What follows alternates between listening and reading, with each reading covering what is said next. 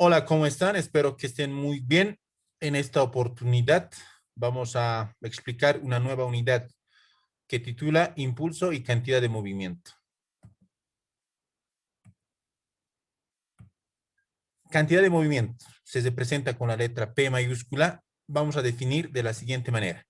Es una cantidad física vectorial que mide el movimiento de los cuerpos considerando su masa. Impulso se representa con I mayúscula. Definimos, es una cantidad física vectorial que mide la transmisión de movimiento de una fuerza a un cuerpo. Deducción matemática. En esta unidad se complementa, ¿no?, el estudio de las leyes fundamentales que rigen el movimiento. Además, se describirá la interacción entre partículas. Partimos de la segunda ley de Newton. Fuerza es igual a masa por aceleración. Vamos a llamar ecuación número 1. Vamos a representar este diagrama. Tenemos un objeto que se está moviendo con una aceleración. Dicho movimiento, la principal causa es la fuerza, ¿no? Entonces, tiene movimiento, vamos a medir esta cantidad de movimiento. ¿Cómo lo vamos a medir? De la siguiente manera. Por cinemática, la aceleración es el cambio de rapidez por unidad de tiempo. Matemáticamente representamos A de aceleración, el cambio de rapidez, ¿no? El cambio de rapidez simplemente va a ser igual a la diferencia, ¿no? Velocidad final menos velocidad inicial. O velocidad 2 menos velocidad 1. De la misma forma, ¿no? En el tiempo. Tiempo final menos tiempo inicial. A una diferencia de dos valores de una magnitud, lo podemos reducir como delta V. Esta delta simplemente es un símbolo griego que hace referencia a la diferencia, ¿no? Diferencia de velocidad dividido entre la diferencia de tiempo. Lo estoy llamando ecuación número 2. Vamos a reemplazar la ecuación 2 en 1. Fuerza, ¿no? Masa. Aceleración es delta V sobre delta T. Delta T vamos a despejar, pasa a multiplicar a fuerza. Entonces tendríamos fuerza por delta T igual a masa por delta V. ¿Está bien? Entonces, acá tenemos una igualdad matemática, ¿no?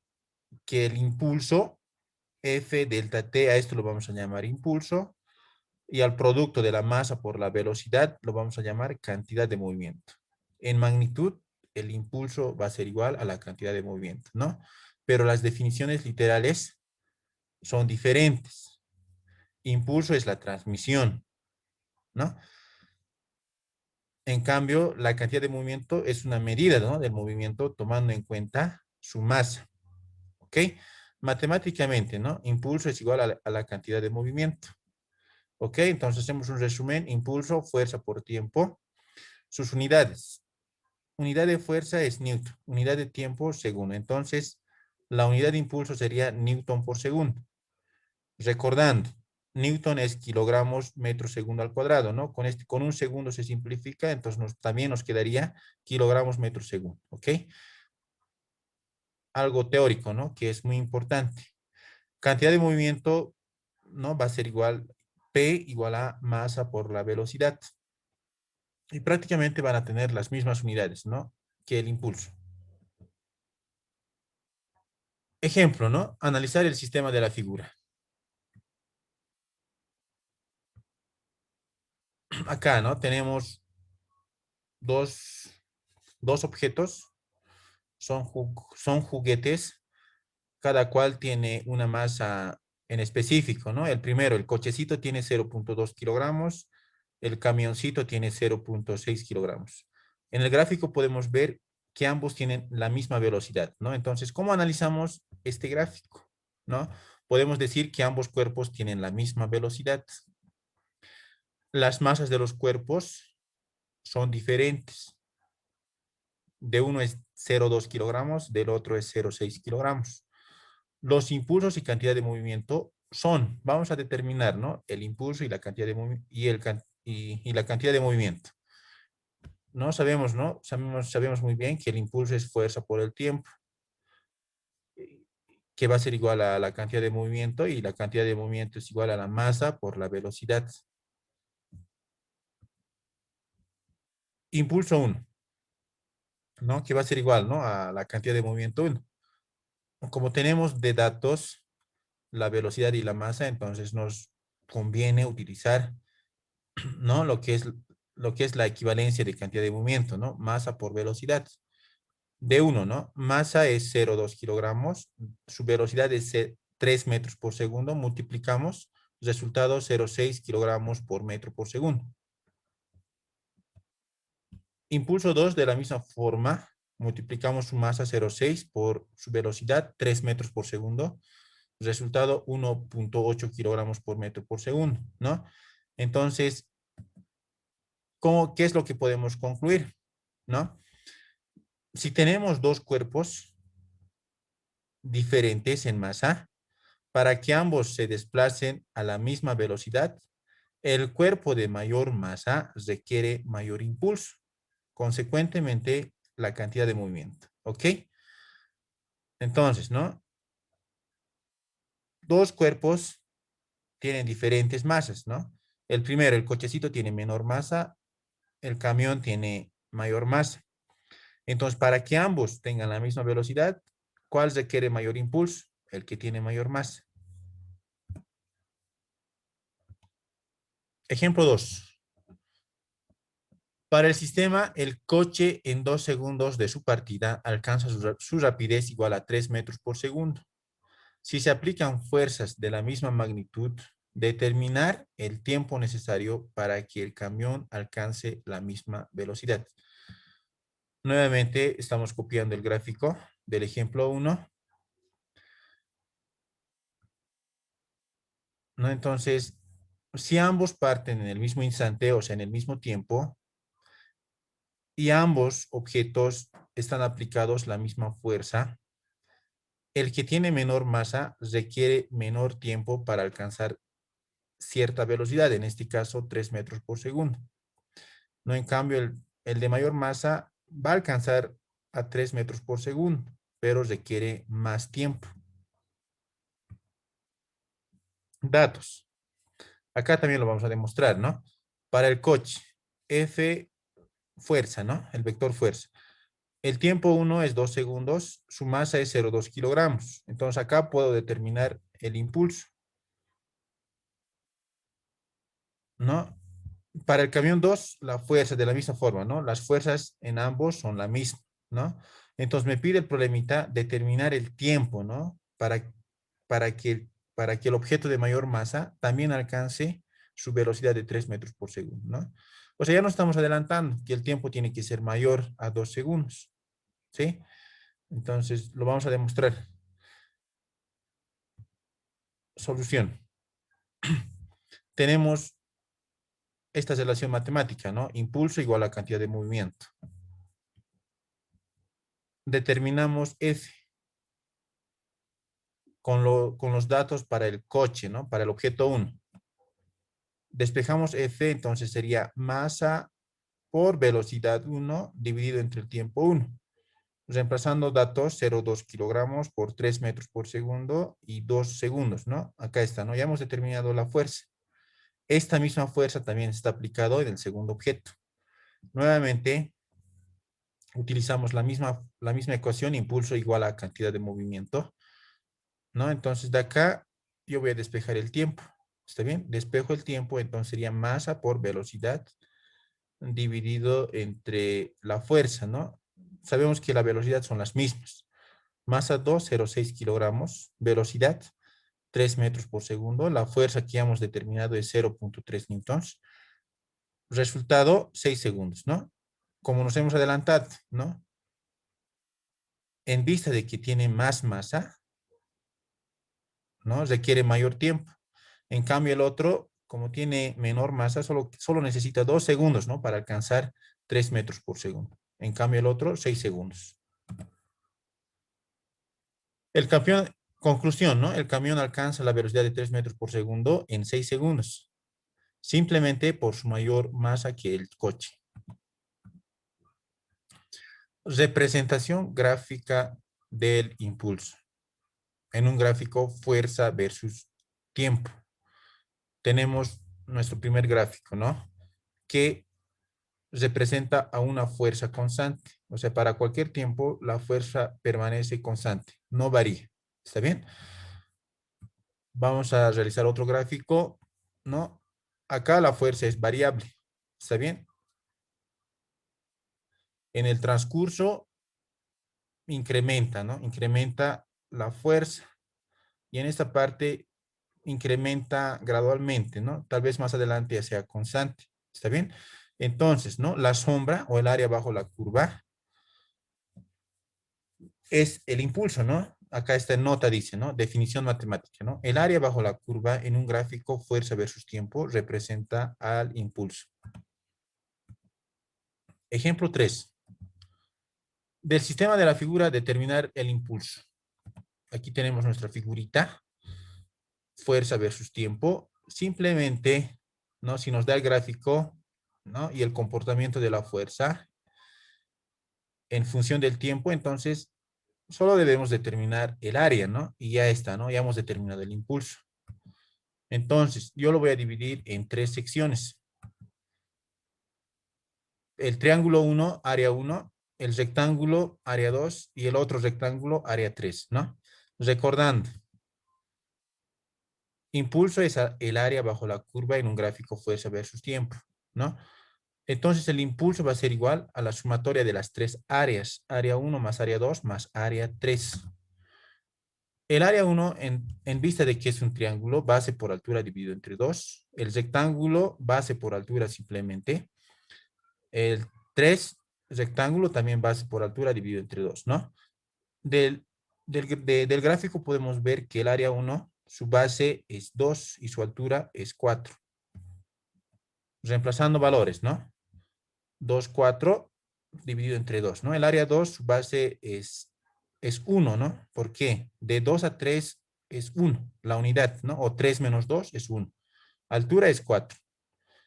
El, el triángulo 3, ¿no? La diferencia, ¿no? Entre 5 y 3 es 2. 5 menos 3 es 2. Su altura también es 4, ¿no? 2 por 4 dividido entre 2. Operando, resulta que el impulso es igual a 12 newtons por segundo. Ejemplo 5. Del sistema de la figura determínese el impulso. Tenemos otro gráfico, ¿no? Fuerza versus tiempo. ¿Está bien? De la misma forma, ¿no? Vamos a dividir en secciones.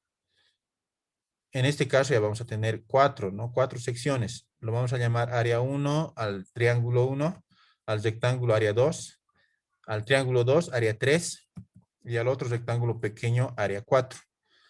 Entonces, ¿no? Acá es un triángulo base por altura dividido entre 2, ¿verdad? Del triángulo 1, el área o la base va a ser 4 y la altura va a ser 11. Del rectángulo, la base va a ser 11 menos 4 y la altura va a ser 11, ¿no? Del triángulo 2, su base va a ser 17 menos 11, la diferencia, ¿no? Y por la altura, 11. Y del rectángulo pequeño, la base va a ser 21 menos 17 y la altura va a ser negativo, ¿no? Según este gráfico es negativo menos 3. Nuevamente, ¿no? Recordamos, impulso es igual área bajo la curva, ¿no? En un gráfico fuerza versus tiempo. Solución. Impulso va a ser la sumatoria de las 4 áreas. Área 1, área 2, área 3 y área 4. Por tratarse de figuras geométricas, estamos reemplazando la fórmula de los triángulos y de los rectángulos, ¿no? Tenemos 2 triángulos y 2 rectángulos. Reemplazando valores y operando, tenemos el resultado de el impulso es igual a 120 newtons por segundo. Cantidad de movimiento de un sistema de partículas, ¿no? Cuando se trata de más de un partícula, ¿cómo se determina la cantidad de movimiento? ¿Está bien? Entonces, en este gráfico tenemos 3 partículas, ¿no? De masas masa 1, masa 2, masa 3. Y cada quien tiene su cantidad de movimiento, ¿no? Las cantidades de movimiento son vectores, ¿no? Están representados por estas flechitas, ¿no? Que está apuntando, que sería su sentido, ¿no? ¿Sí? Entonces, ¿no? En vista de que son vectores, entonces se determina las cantidades de movimiento y se suma vectorialmente, ¿no? Acá tenemos, eh, ¿no? Si aplicamos el método gráfico, ¿no? Entonces acá tendríamos P, ¿no? La cantidad de movimiento total, ¿sí? Entonces, ¿no? Ahí está, ¿no? Si aplicamos el método de descomposición, ¿no? Si este mismo problema queremos resolver, digamos, mediante el método analítico por descomposición y composición de vectores, ¿cómo representamos? De esta manera, ¿verdad? ¿No? Trazamos nuestros ejes de referencia X y Y. Y bueno, ya sabemos resolver este tipo de ejercicios de forma vectorial. En el gráfico se observa tres partículas de masas M1, M2 y M3 con direcciones A, B y C respecto al eje horizontal. Para su respectiva resolución podemos emplear cualquier método de adición de vectores, lo que hemos indicado. La cantidad de movimiento del sistema de partículas resulta de la suma vectorial de la cantidad de movimiento de las n partículas, ¿no? Entonces, la cantidad de movimiento total va a ser igual, ¿no? A las cantidades de movimiento, ¿no? De cada partícula. ¿Ok? Entonces, ¿no? Recordando un poco, ¿no? Aquí es igual la cantidad de movimiento. Va a ser igual al impulso, ¿no? Y el impulso aquí es igual a la fuerza por el tiempo. Entonces, si quiero determinar la cantidad de movimiento de la partícula 1, entonces sería fuerza 1 por el tiempo. Lo mismo para la partícula 2, lo mismo para la partícula 3. Entonces, reemplazamos en la ecuación número 1. ¿Qué es lo que vamos a obtener? Esta ecuación, ¿no?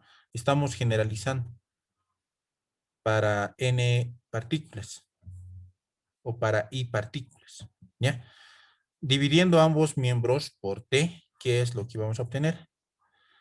¿No? En el segundo miembro, como todos los términos tienen t, se simplifican con la t de tiempo. En cambio, en el primer miembro, p sobre t. Entonces, ¿no? El cambio de cantidad de movimiento en un intervalo de tiempo dado es igual a la suma vectorial de todas las fuerzas externas que actúan sobre las partículas del sistema, ¿no?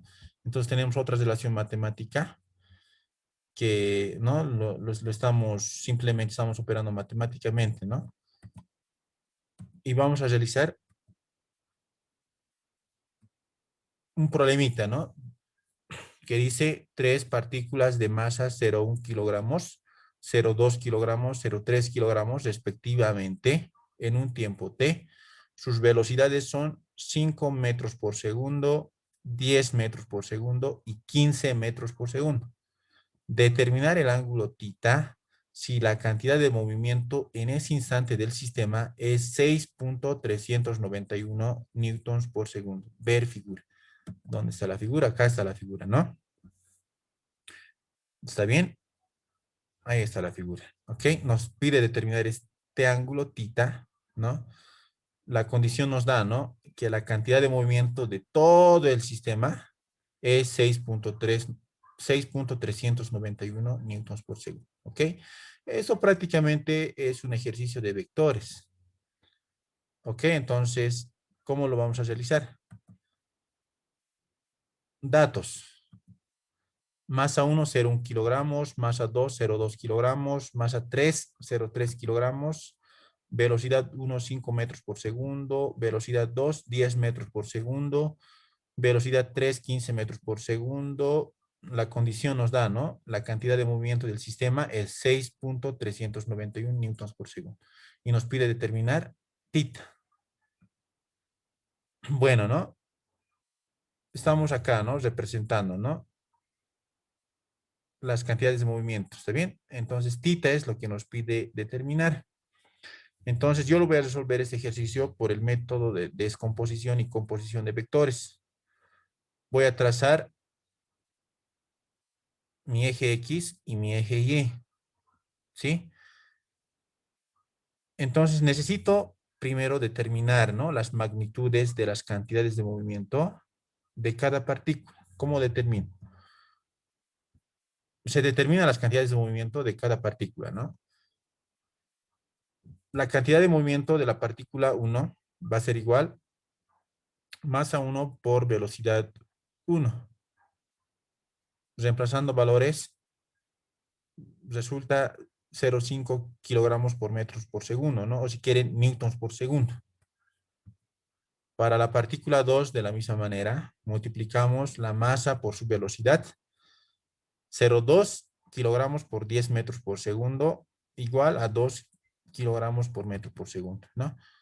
La cantidad de movimiento de la partícula 3, idem que a las anteriores, resultado 4,5 kilogramos metro segundo. Ahora sí vamos a operar vectorialmente, ¿no? Por el método de descomposición y composición de vectores. Sumatoria de la cantidad de movimiento en el eje X, ¿no? Acá tenemos, ¿no?, el P1, ¿está bien? Conocemos el ángulo coseno y además es positivo, ¿no? P1 coseno de 40, ¿está bien? El P3 no es necesario descomponer, coincide con el eje X, por lo tanto simplemente anotamos P3. La descomposición del P2 en el eje X, ¿no? Y además, ¿no?, nos dice que acá es el ángulo θ.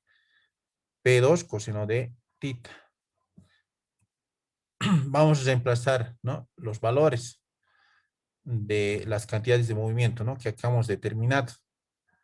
Cantidad de movimiento de P1 es 0,5 coseno de 40, de P3 es 4,5, P2 es 2 coseno de θ, ¿no?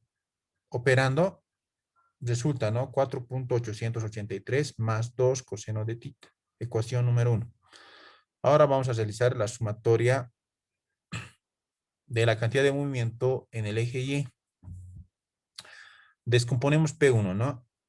P1 positivo, ángulo vacío, seno.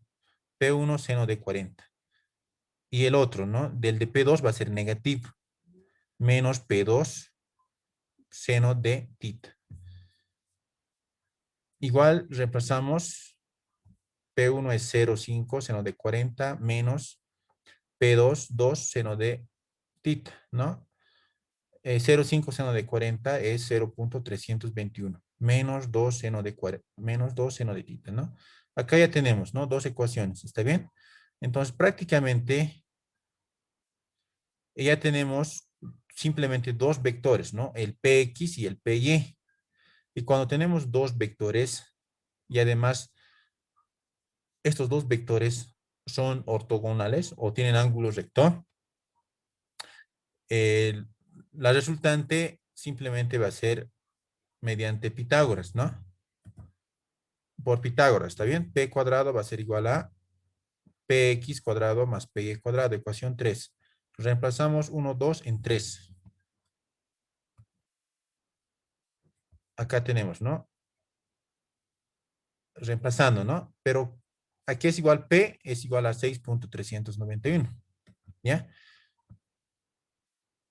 Y además vamos a operar los exponentes, ¿no? El primero al cuadrado más el segundo más el doble del primero por el segundo más el segundo al cuadrado, ¿no? Y esto es más matemática. Quisiera que ustedes lo revisen. Es más matemática. Ya prácticamente ya hemos terminado con lo que es física. Solo es operar, ¿no? Solo es operar y sumar términos independientes y términos homogéneos. Ok, entonces acá está de color celeste los términos independientes. De color negro los términos semejantes, ¿no?, que tienen la misma parte literal, coseno de θ. Y el esojito no son semejantes, ¿no? Pero lo estoy diferenciando para poder factorizar, porque tiene el menos 4, menos 4. Bueno, esta, ¿no? Hemos factorizado y tenemos esta expresión matemática. ¿Para qué lo he factorizado el menos 4? Como están, ¿no? Como son de los últimos años de secundaria o del último año, entonces conocen esta propiedad trigonométrica, ¿no? Coseno cuadrado de tita más seno cuadrado de tita. Y si no recuerdan, les hago recordar. Ahí está, ¿no? Coseno cuadrado de tita más seno cuadrado de tita es igual a 1. Si yo de acá despejo coseno de tita, va a ser igual a 1. El seno cuadrado pasa con negativo y al final sacamos raíces y va a ser raíz, ¿no? Entonces, esto lo vamos a reemplazar en la última expresión, ¿no? En esta expresión lo vamos a reemplazar. Acá esto sería 1. En vez de coseno, hemos despejado y eso lo vamos a reemplazar. Reemplazando entonces, ¿no? Ahí está. Bueno, ¿no? Ahora, esta ecuación simplemente es una ecuación en función o la parte literal, la función seno, ¿ok? Entonces, el que tiene raíz lo voy a despejar al segundo miembro con la finalidad de elevar al cuadrado y eliminar la raíz, ¿no? Eso es el objetivo, ¿no? Pero en el primer miembro, como son dos términos, nuevamente, ¿no? Nuevamente, el primero al cuadrado más el doble del primero por el segundo más el segundo al cuadrado, ¿no? Que sería 1.649 seno cuadrado, ¿no? El segundo al cuadrado. En el segundo miembro, 19.532 lo elevamos al cuadrado, resulta 381.499. Y la raíz se va con el cuadrado y nos queda entre paréntesis 1 menos seno cuadrado de tita, ¿ya? Repito nuevamente, ¿no? El primero al cuadrado, 12.898 al cuadrado es 166.358. El doble del primero por segundo, 2 por 12.900, 2 por 12.898 por 1.284 es igual a 33.122 seno de tita. Operando y ordenando, ¿no? Tenemos esta ecuación cuadrática. Seno 383.148 seno cuadrado de tita más 33.122 seno de tita menos 215.141 igual a 0, ¿no? Bueno, como tiene partes decimales, no se puede factorizar, entonces debemos recurrir a la fórmula de la ecuación cuadrática, ¿ya? Pero antes yo voy a hacer acá un cambio de variable para que sea más entendible. Lo voy a llamar seno de tita igual a u, ¿no? Entonces, la ecuación resulta de la siguiente forma, ¿no? 383.148 seno, ¿no? Que es u al cuadrado, más 33.122 u menos 215.141. Esta sí es más familiar para cualquiera, ¿no? Una ecuación cuadrática, ¿está bien? Entonces, a la fórmula reemplazamos a la fórmula de la ecuación cuadrática, que es igual, ¿no?